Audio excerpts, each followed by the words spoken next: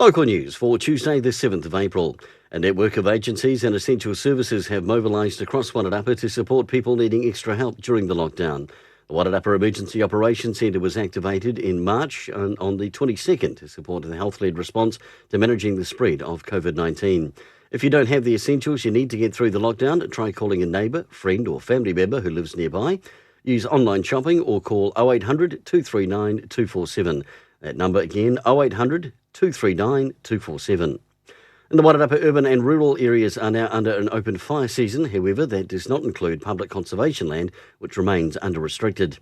And Wairarapa police are asking people to remain vigilant even when at home.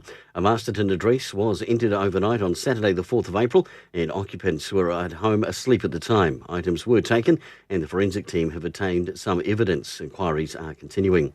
And police say if you see someone acting suspiciously or something doesn't seem quite right, go with your instinct and call the police and ensure vehicles are secure. Kia ora. For local news, I'm Brent Gare.